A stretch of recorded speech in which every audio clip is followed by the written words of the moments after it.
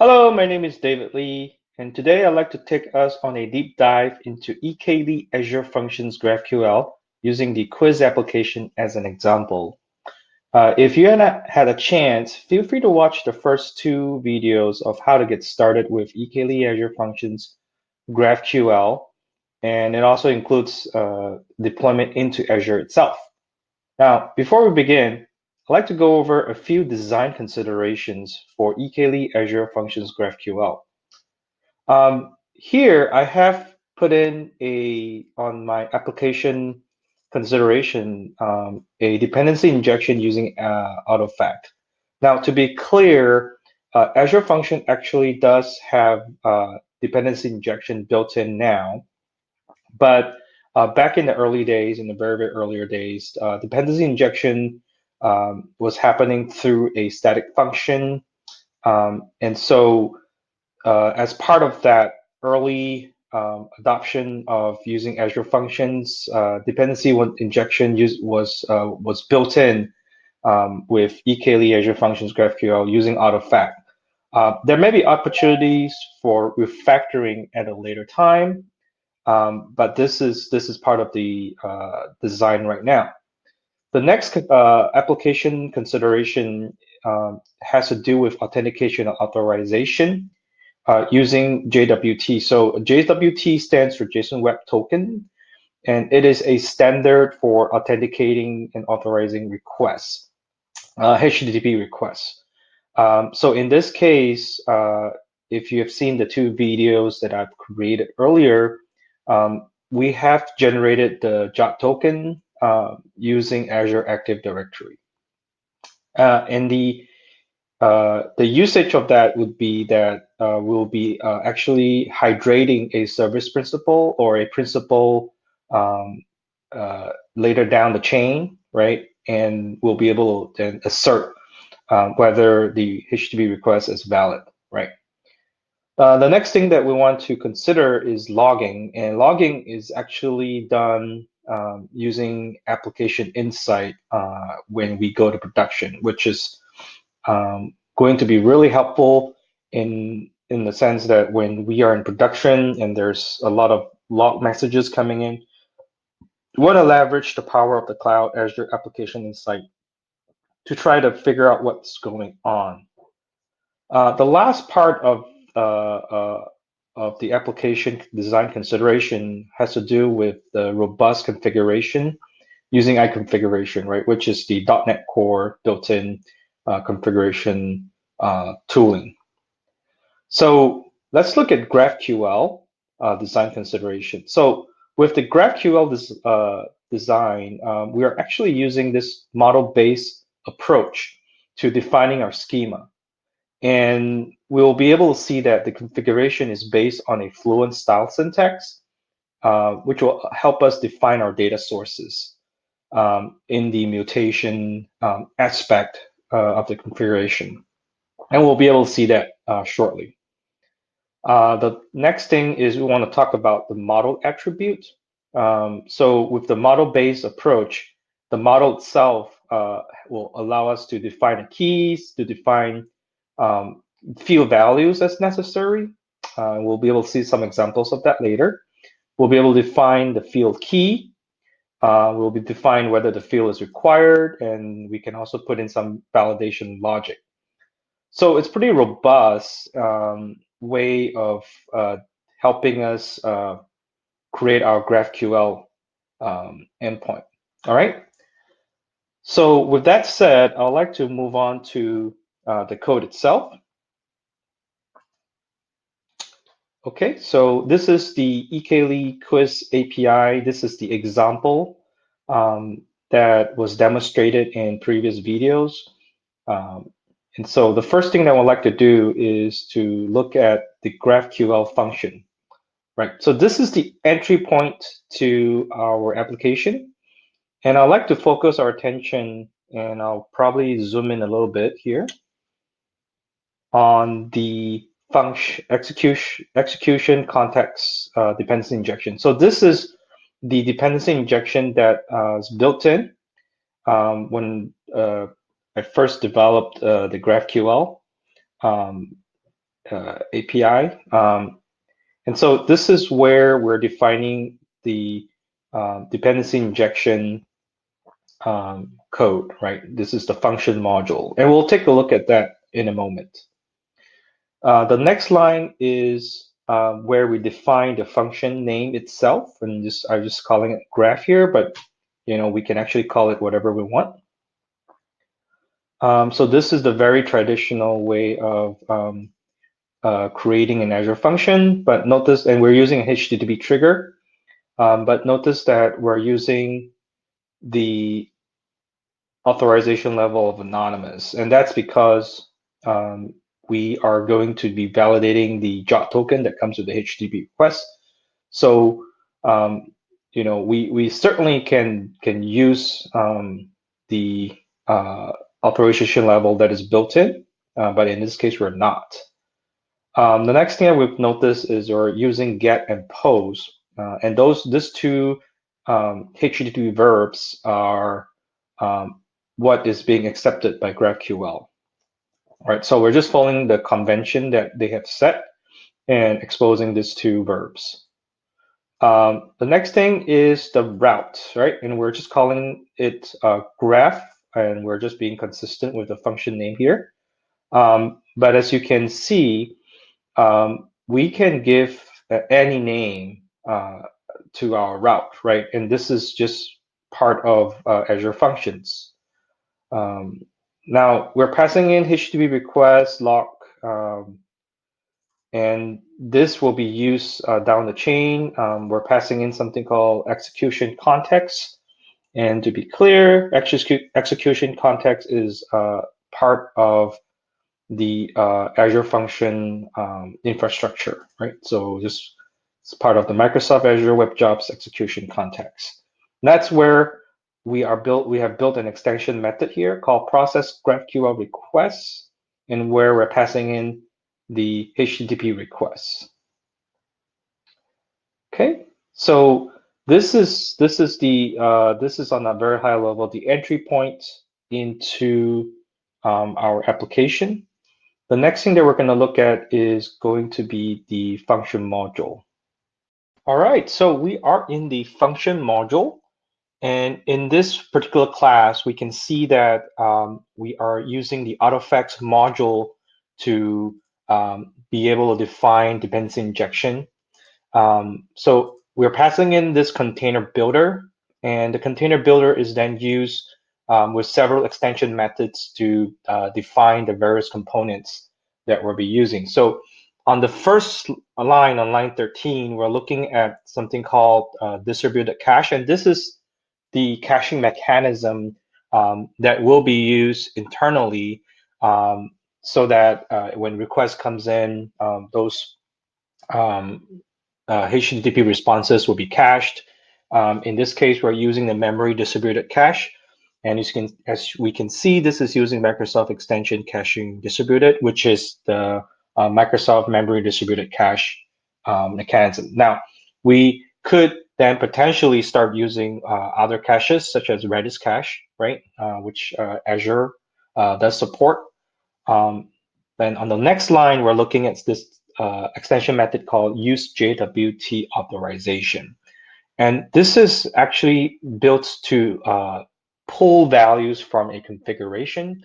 We'll be able to look at the configuration later, and we'll go over what that consists of, right? The next few lines are really about the model itself, right? Configuring the model itself, but in the sense of the infrastructure around what the attributes that we're defining on the model itself. So there's this concept of use system model transformer, use value from request context generator, and then there's also this registration of value from email as I request context value extractor. So all those are related to the model itself. And when we take a deeper look at the model definition, we'll be able to understand this a little bit more or better. All right. So the last 3 lines of code are really related to the GraphQL itself. And The first one is related to this schema config. So this is really nothing but a entry point, and we'll go into the class itself, but nothing but an entry point into defining a query and mutation. All right. So there's going to be this query definition and mutation definition objects being passed in. And this is how the underlying GraphQL.net library is be able to consume the query definition and mutation definition. All right. So we'll go back and this. So again, right, we've seen the query config object GraphQL type in the schema config. We have also seen the mutation object graph type there. So let's look at the query config object. I'm sorry. Let's look at the mutation object graph type here. So we'll go to definition on that. And this is where we start to define the model itself, right, on the mutation aspect of that. The design itself here, as we've seen previously, right, as part of the design consideration, is we're using a fluent syntax, and this demonstrates that syntax, right? So the way that we'll start is we'll define, right, the mutation itself. So we'll give it a name, right? And then the model itself, right, is called myQuiz. So we'll look at the myQuiz model here. And we've seen that this is pretty much a good definition of what the model represents, right? So this is a model of a quiz. It has an ID, okay? And so we've defined something called a key attribute here to tell that GraphQL that this is the unique identifier, right? For the quiz, we're giving it a description, right? And this is very useful when we expose this to our consumer, right? So they understand what this field is about. There's this auto ID concept where, and that's again back to the design considerations, is where we're auto-populating the ID itself, okay? The next part of this is going to be the name. And this again, right, this is going to describe this particular property. Again, right, by default, this is a required field because, we can actually say that this field is not required by using this attribute called model field in passing the value of false. The interesting thing here is that we can actually pull value or populate the value, right, of this owner field by using this particular attribute called request context value. And so when we go look at value from email, we'll be able to see that we're being passed in this thing called iGraph request context. And from the request context itself, if it's if this is if we have a valid token, then we can just simply go to the claims principal to get the email address. So this is pretty useful for us to control or guarantee that the email, the owner value is the email address, but the email address is coming from the validated security token, right? The JOT token that is coming in from the HTTP request. All right, so let's go back to the mutation itself, right? So we've looked at the model itself, and we've looked at this input builder factory, right, which is part of Eklee-Azure Functions GraphQL, and it's used to now define where the data source for myQuiz comes from. And in this case, it's coming from table storage, which we can see, configure table storage. Here we're setting the connection string, right, to where that comes from. And then here we have a prefix. So we can actually, this prefix is used for setting the name of the table, right? The table name. And so we're just appending a prefix. And this is useful when we have development environment, staging environment, right? Various different environments. And so based on the configuration that is being passed in, we can, name the table differently. This is a partition key, right? And for those who have been coding in Azure Table Storage, right? Partition is a very important concept to allow us to do quick lookups, right? So here on line 19, after we've finished configuring my quiz, we're setting the build table storage. And then on line 20, we're saying that whenever someone tries to do a delete, right? This is the message that we're sending back, right? This is the status that we're sending back. But whenever someone tries to do a delete, they're sending in this delete my quiz model. So we'll take a look at that. And it's simply just someone passing us in the ID and the owner of the quiz in order to do a delete. And this is part of the mutation, right? So this whole definition is part of the mutation. All right, so the next part is going to be the query. So we'll click here, go to definition. Okay, so let's scroll down here first. So as part of the query, we're using this query builder factory to build the model for doing queries. So again, the same thing, we're on line 26, we're defining the name, which we'll just call query, and this is part of the schema. Then on line 28, you can see we're following the same pattern, or very similar pattern of defining the query for my quiz, and the method that we're defining is called get all my quizzes. And on line 29, we're starting to build that query, right, with this parameter builder. So we begin building the query by, so sometimes there may be relationships between various models, and we may want to begin the query from a different model, right? But the end result is going to be my quiz, right? In this case, they're the same. So we're just defining that my quiz here again. So in order to do a query on my quiz, we'll need to provide a owner, which is the email address.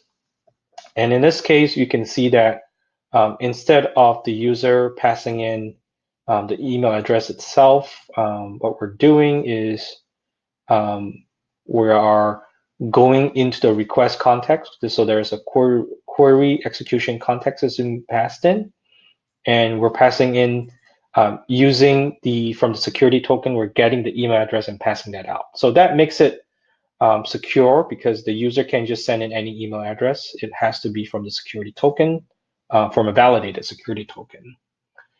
So once we have the results, then we are creating the my quiz, right? We're going for the full my quiz attribute. I'm sorry, the full my quiz model, and setting it into the result and sending back to the user.